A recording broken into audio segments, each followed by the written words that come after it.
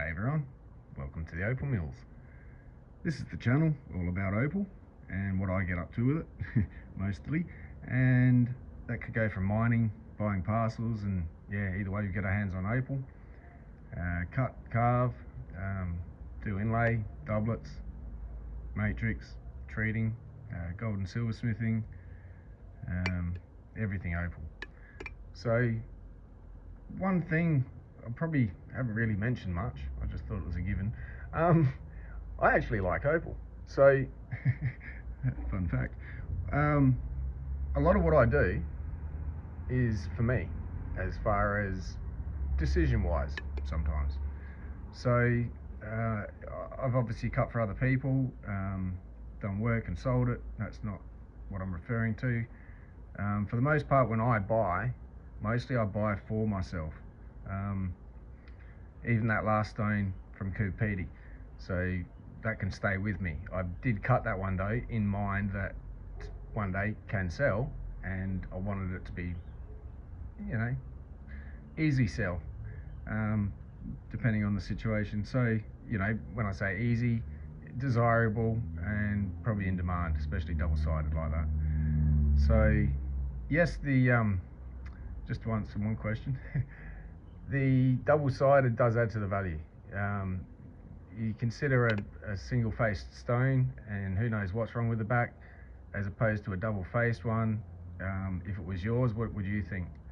It's something I consider definitely worth more. I'm not sure if doubles the value, or it could be depending on the stone. Not any material can just be double-sided. It's got to have both faces, as wow, either one, I'm stuck picking type, you know, out of the two. And then you got a really nice double-faced stone that you can put in a double-sided setting that could be spun around and faced either way, you know, just to change up the slight look depending on the patterns. If they're matching on the front and back, it's much of a muchness if it spins around. But yeah, nonetheless, I think double-sided definitely worth more. The cleaner the stone, it's not easy to get material that can cut double-sided either, and when you cut it that way, it's sort of a gamble. Yes, you could probably slice it in half and cut a matching pair for that thickness, the thickness you need for a double-sided with decent body. So yeah, you know, it's dealer's choice, but I'd choose double-sided because I like the challenge of cutting them, and I don't mind if I have to set them. All my stones, I'll set any one of them, including the carving that we just recently, this year anyway, pulled out the Granda Andamuka out at the tea tree claim. So if you remember that stone at all, that was the capstone that I sort of did a bit of a undulated carving, and set and pendant now, ready for, this one will be for sale.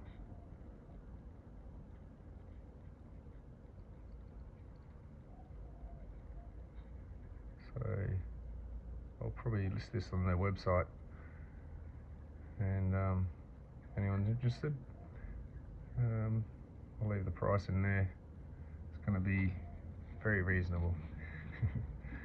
So yeah, setting, I don't mind doing any of the stones I cut, no matter how I cut them. I've cut them with knowing that I may have to set them in mind. So this episode, we're going to cut some, what you would be, and I am accustomed to saying, as Lambina opal. But talking to an older gentleman miner who's mined the area, I was slightly corrected that it's actually a lamina. Just like in lamb, you don't say the b, it's lamb, lamina. So not Lambina. I'll probably still call it Lambina from force of habit as everyone else. So every now and then I may refer to it as lamina if it's something I remember while I'm rattling my gums here. So nonetheless, this is Lambina material, and this would be some vertical, sort of, just the banding that's in the stone. At least I think it is, that way in the ground, not that way.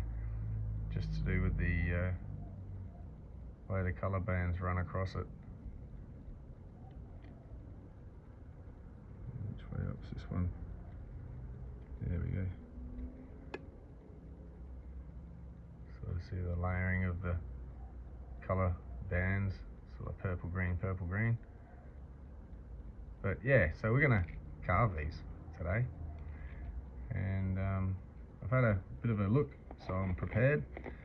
This one, it's got a little kernel in the middle of black, and it's definitely of black potch. So shrink it down to a little, no, there you go, you can see the banding there, the way the opal's formed.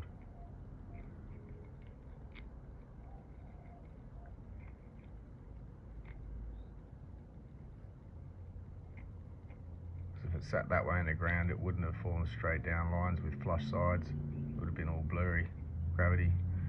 So we know it sat that way. Well, I say that way, or that way.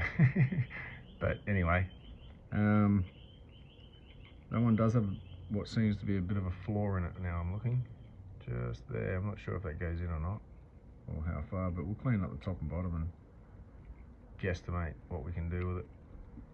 And this one though has a couple of issues. It's got a sand line running, unfortunately, through there. Let's see if I can get this on camera. You see it?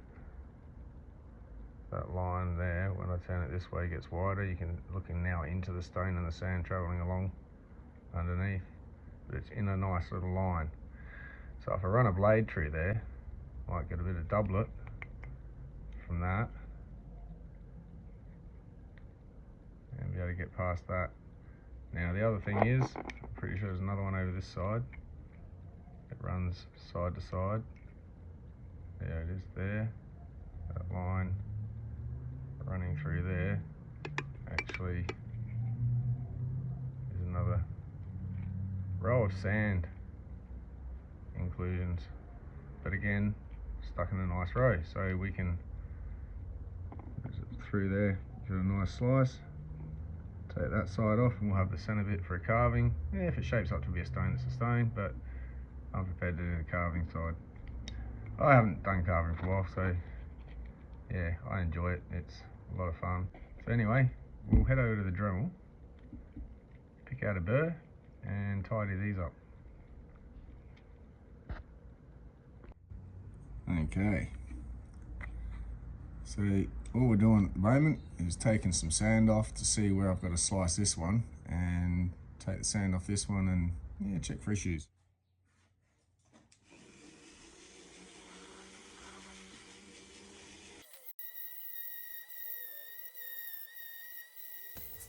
So to start with, I'm using, I think it's 70 or 80 grit burr, diamond sintered, and I'm just taking off enough that we can see where any issues underlie that I might have missed, and again just to see the line of sand that I can then mark out, and we'll run a blade through.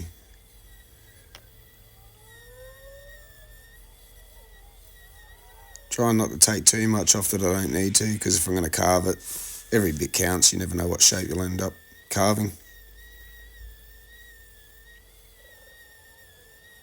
Sometimes the shape of it can help dictate how you'll carve it.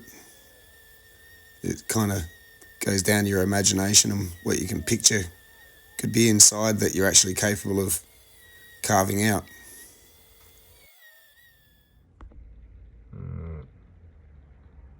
So now I can go over and look at these stones with the light. Now you can see into it more. I hope that dark kernel stays in there.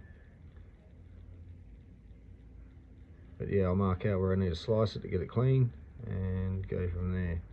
This one I do think will probably get sliced as well. I do think that's an issue there. Goes from down there all the way through there and along there. So this one may actually end up a stone, I don't know. It's not much really for carving, unless I try something different, we'll see. Anyway, I'll go and mark these out and see what we can get. Alright, so the layers of sand run through it like so.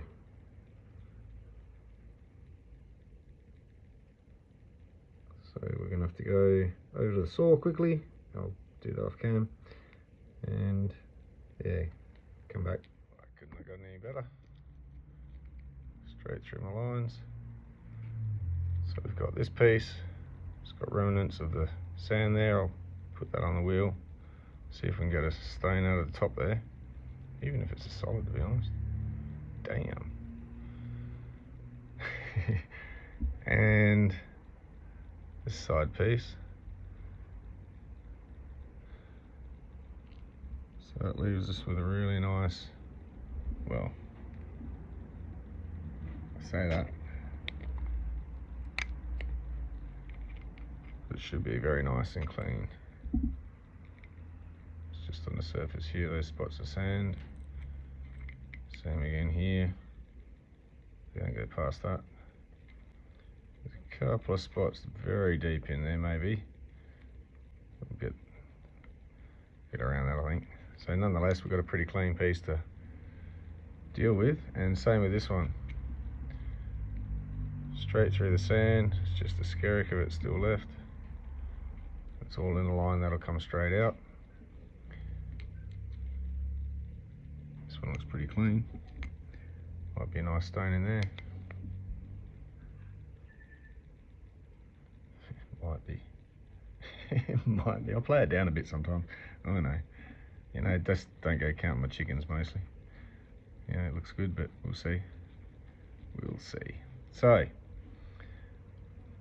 what to do? I want to carve these. So, I want to try and give it some sort of an interesting look. Not just organic, as I usually do. Tidy up the sand, polish it after it's smoothed out a bit. Put in a bit of water. Yeah, I'd like to maximise this somehow. It does have a nice face.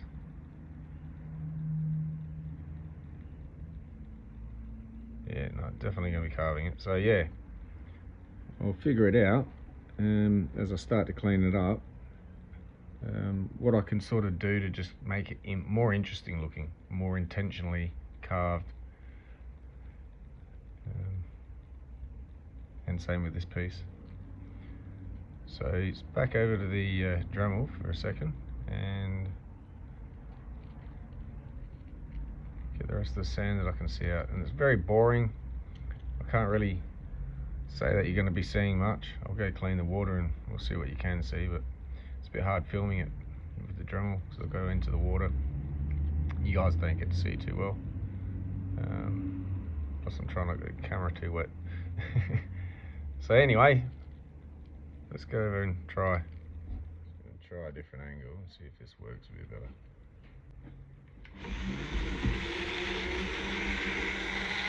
So you can watch these sand spots disappear with you.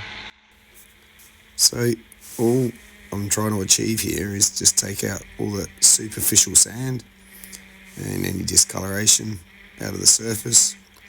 If the sand's really well deep, I leave it. I can always get it out later, but I'll see what's left and where I can mark out for carving.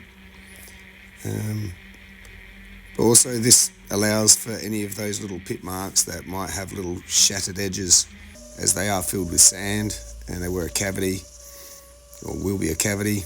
If you remove the sand and the shape of that cavity could be a bit jagged, so you just got to get right down to the bottom of them.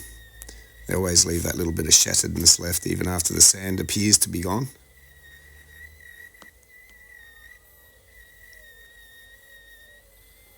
And so you're left with a nice, rather clean piece.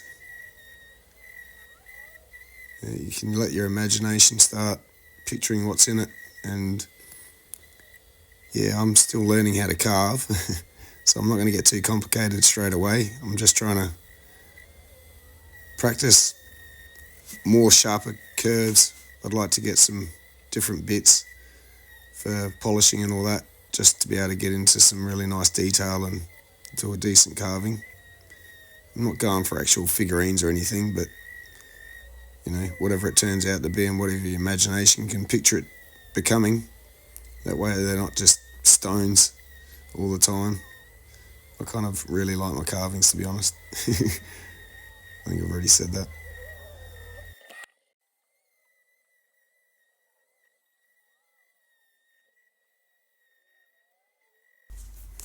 And another challenge with carving is being able to carve, and just like cutting, you've got to cut it, rub it back with the consideration it's still going to have more removed all the way down to the polish.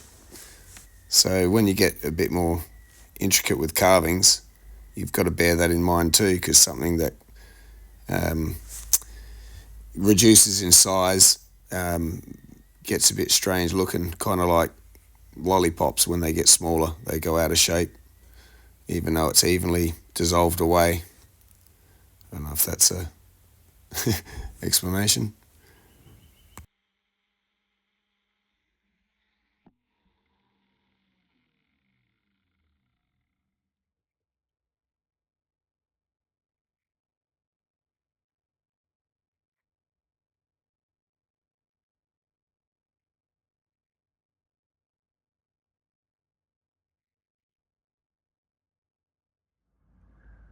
Okay, so that's our cleaned up bit. Still got a bit of sand in there.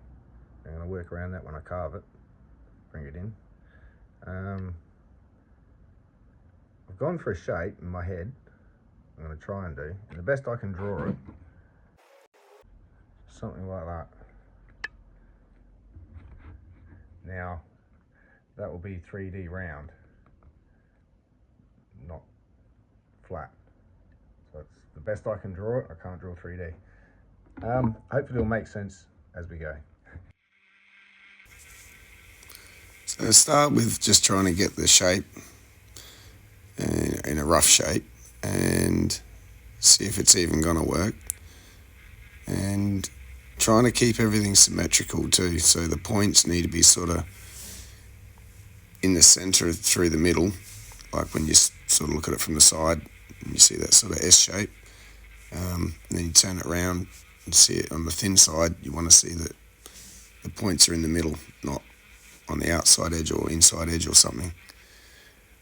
And so bearing all that in mind and trying to give it sort of not a sleek shape, but a smooth shape. So there's not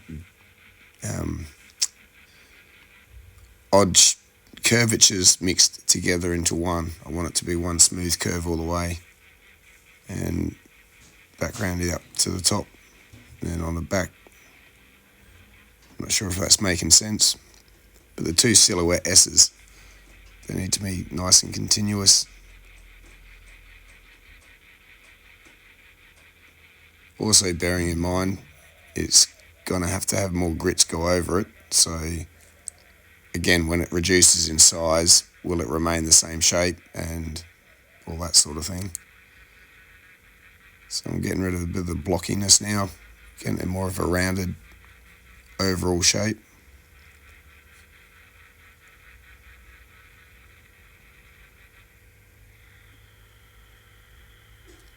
There I'm looking at the point there, keeping it central.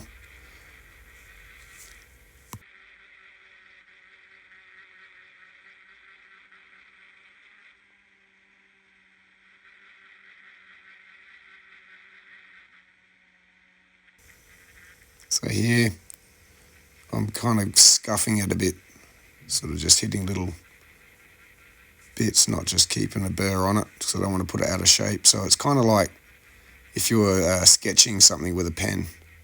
That's the way it feels in my hand, but you're just grinding off certain bits, but not too much in any one spot, so you can correct it at any moment.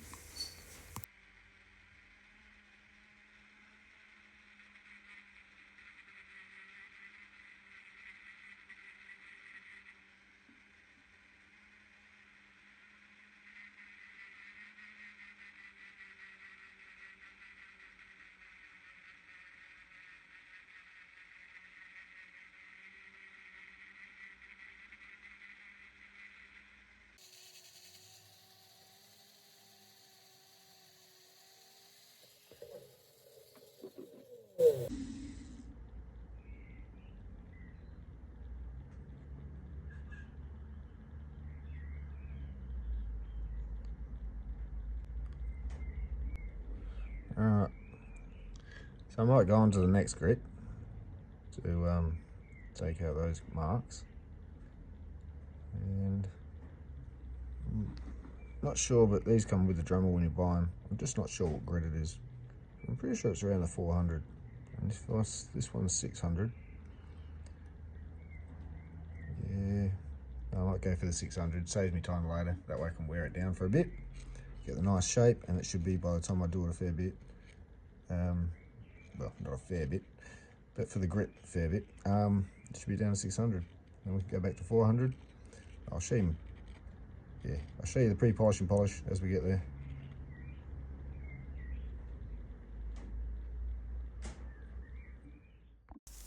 So I've sped this bit up. There's no real point watching me go over it again. It's just trying to maintain its shape, not take too much off any one spot, and what you take off one spot, take off all of it. Because I have got the shape I want. I've just got to evenly wear it down.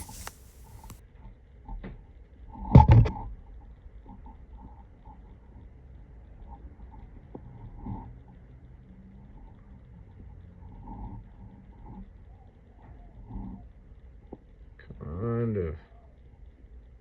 I wanted it. A little bird. Cheap, cheap.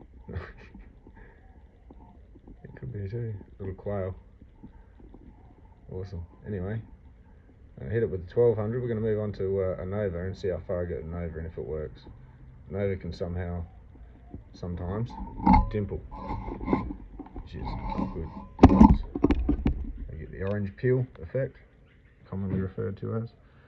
So yeah, I'll get him on and see how we go. I'll clean this water too. Alright, so I've got the 1200.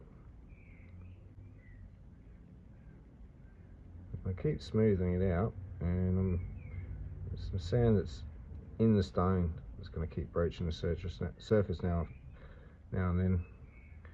See if we can get a good enough polish that it'll go mostly unnoticed.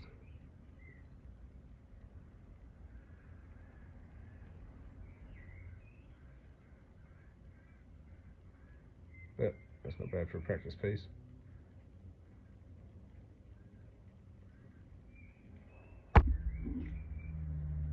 So that was the 1200 Nova. This is an 8000.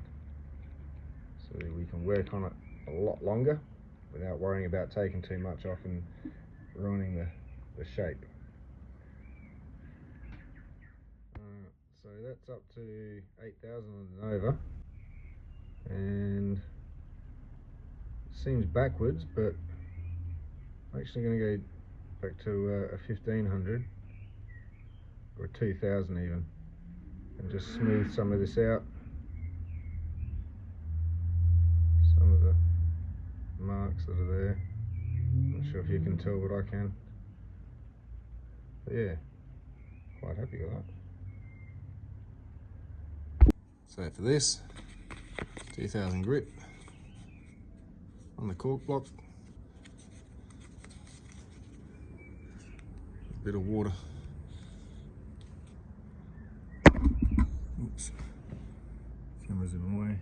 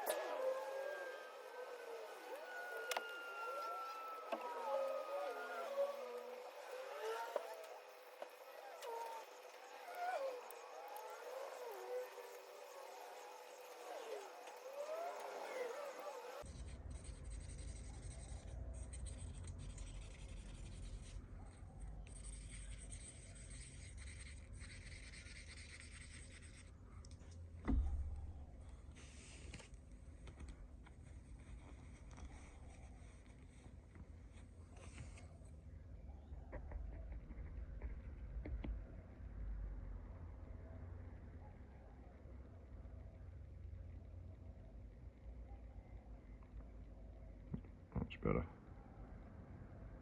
Ready for the cerium.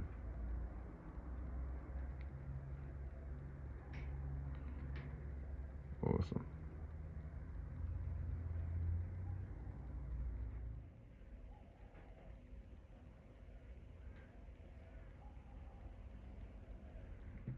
Alright, so there we have it. First of the two.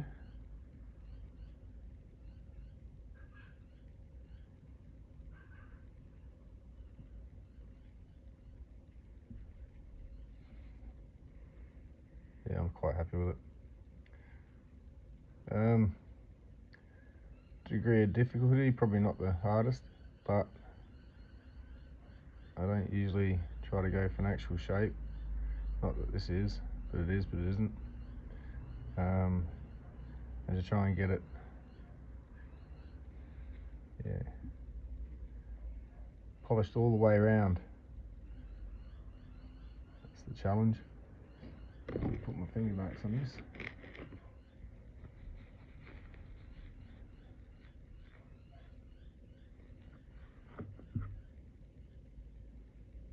Yeah, no, I'm really happy with that.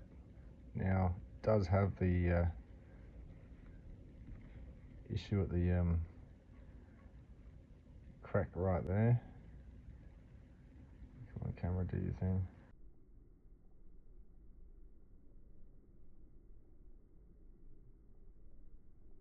Sort of showing it right then. Right there by my nail.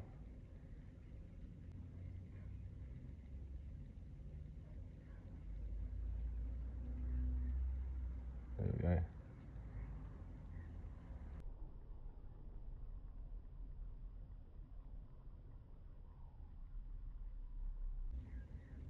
Unfortunately, but that was my practice piece, so that's going to my collection.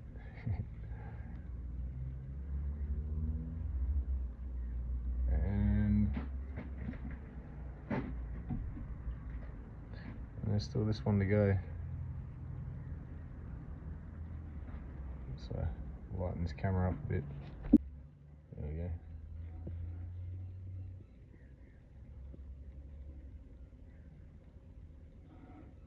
Yeah, still got this one to go. So anyway, there we go. Might do a little low light of this one, and see if I can't even get the other one done as well before I post this video. I'm going to sneak this bit in. I'll sort of explain what I've done here. I've got a couple of patches in the back that have to come out, so if I put a couple of lines through them, continue them around to conform with these little lumps here, 1, 2, 3, and then barrel each section, blend it in, and see what it turns out like. My aim here is just practicing getting everything neat looking and polished, and then I'll probably move on to doing something a bit more technical, but for now I'll show you the progress of this one as I go. Now, first up, I've gone around, gone through my lines, made sure I got those imperfections out the back. I've still got to go in a bit further yet.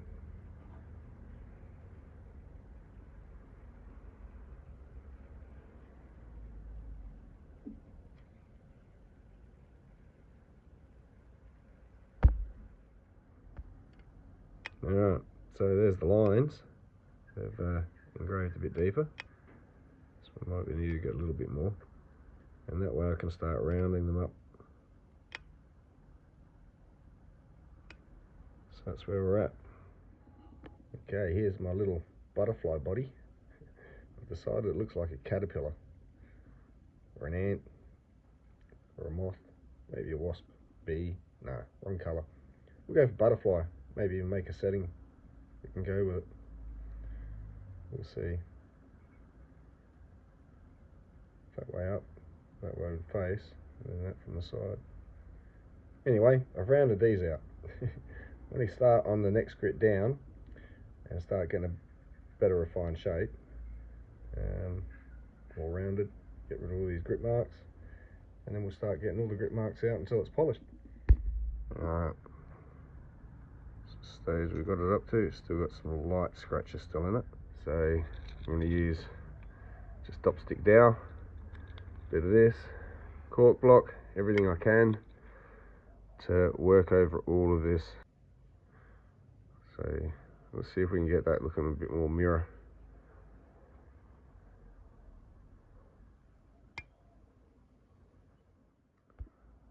So I've done another 400 and seem to have been able to smooth it out a bit more.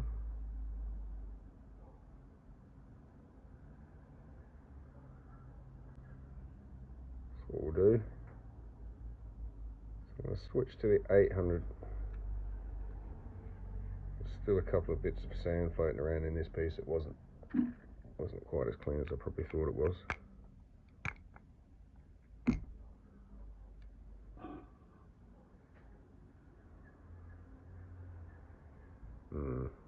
No. Good practice. Anyway, that's where I'm at. Alright. So we've got more of our marks out now. More of an even texture to the surface.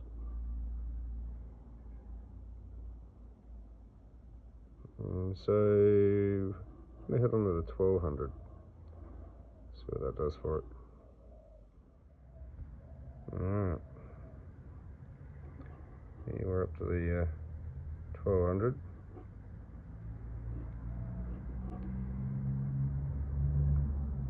So now it's back to the Dremel. And we're going to use the wooden burr, some cerium. This should come up a treat. It's not really coming up that well on camera, it looks so much better in the sun.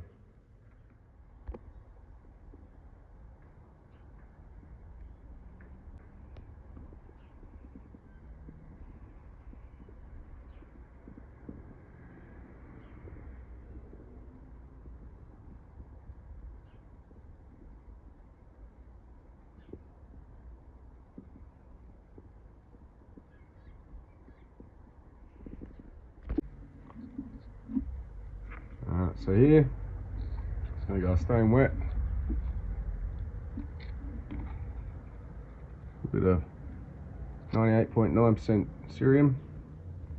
Don't want anything else on here, just the cerium. And we're just going to keep working that around. I don't want to get it too wet, I don't want it too dry. If it gets too wet, it splatters off. If it's dry, it goes off in a powder. So you've got to keep a certain bit of moisture on your burr, so I get a bit wet, and make sure I keep a finger wet and just keep the finger dropping droplets of water on it. You don't need much, just enough to keep it damp.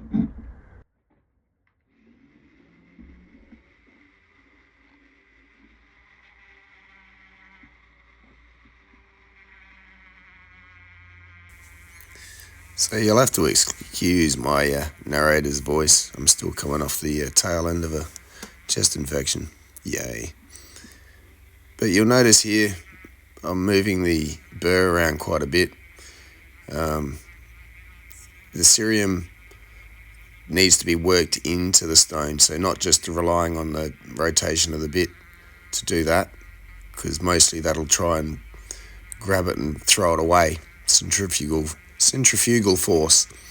So there you go, in that gap, just moving it backwards and forwards, and it sort of, keeps a nice even polish on it. Don't let it sit in one spot too much. Won't do too much damage as far as shape, just affects the polish. So yeah, a lot of working the bit around, keeping it wet, making sure there's cerium there just getting rubbed over the surface for the sort of a chemical reaction or chemical action that happens between cerium and silica when the cerium's wet.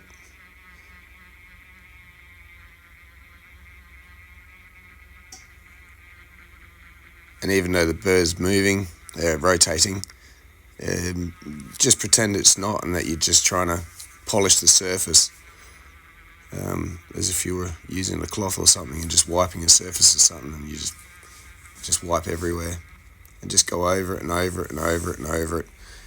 And you'll see in a bit, I think I speed it up just so you can sort of see. I probably spent just under an hour on this in all, about 40 something minutes.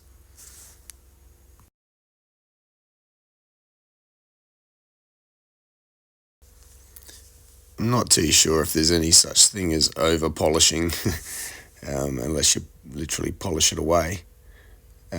So it's best to spend, especially on carvings and using a burr like this with minimal contact to the stone. It's not like a nice soft pad that conforms to the stone and polishes more of the surface at once. So it is a little bit time consuming, but definitely well worth the time for the finish, as long as all the other pre-polish stages are done correctly. All those grits need to be down to a minimal of 1200.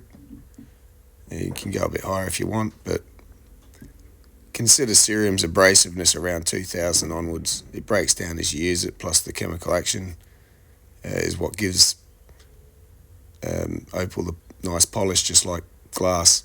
The glass industry uses the same, for the same reason. There we go. So we're going to come around this side of the camera.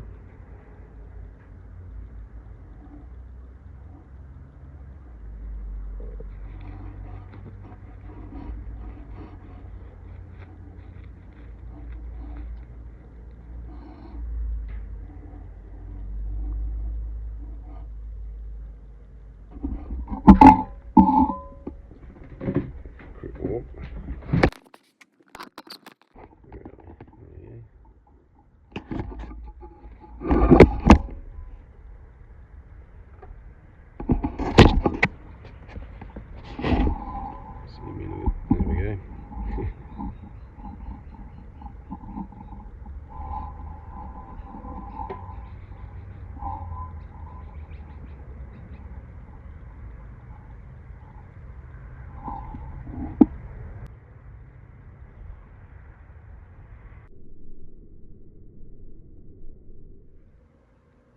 Okay, so yeah, so little one, practice one, and our second practice one. I reckon it'll turn out well as a body for a butterfly. Make a setting for that, some wings up here.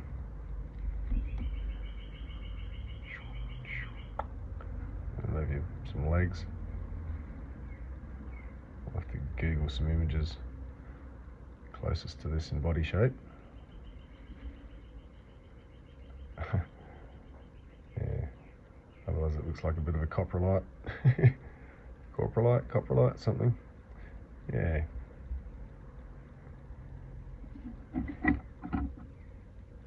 So I don't know if you can tell in my voice, I'm sort of got a bit of a chest infection I'm getting over.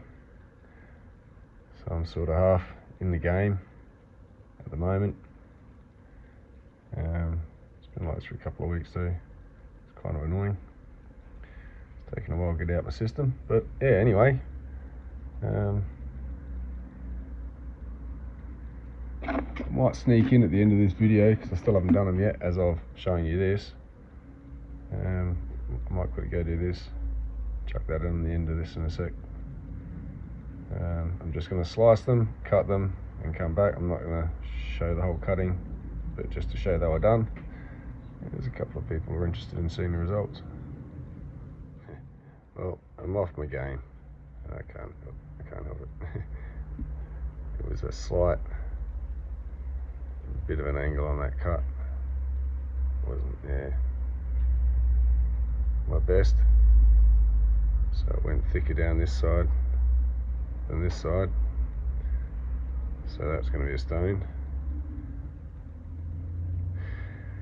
And that'll just be a different one. It's not quite held up. I could try and do. No, this one's just not going to match that one. I would wear too much of this away to match this one. There's no point. So I just cut 2 separate stones, and might leave this one as is mostly.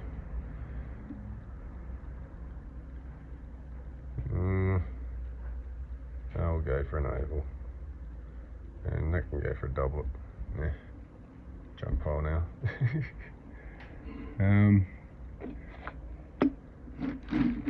Got a couple other bits over here I wanted to cut though. This would be one of them from that other piece as well. Get a nice stone in there. Alright, there we go. A pair of these would have been nice.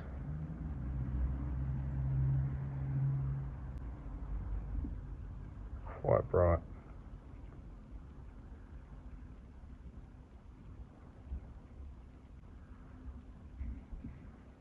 Now this one, it's almost like, well, I cut it. But then up the right way,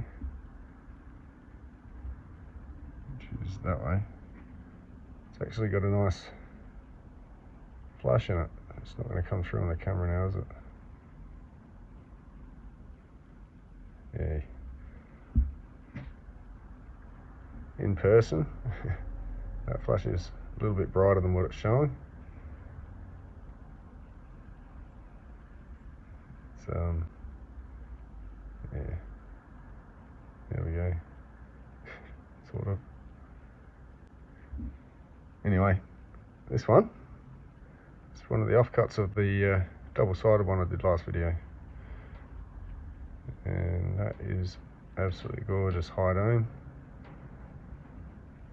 clean throughout, and I'd have to put at least $100 carat on that to be fair. A couple hundred. Might just give them a quick weigh. Alright. Starting off with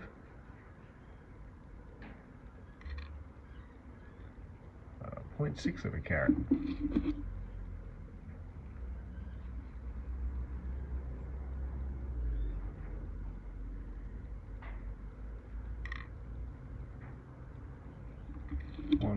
.4. Oops. And this one,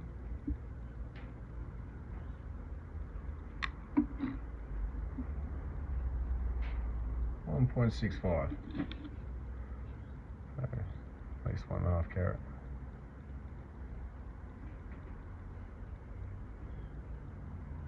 Black specks. Make it look like sand. Panic for a second then.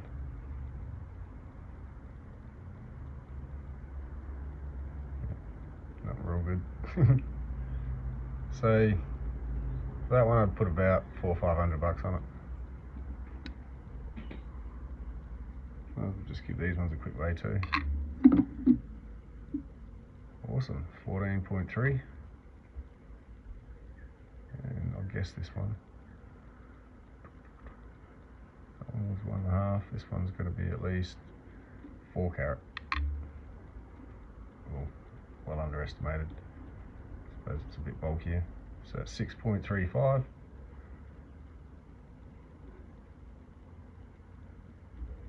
And I'll do a low light after this, so keep watching.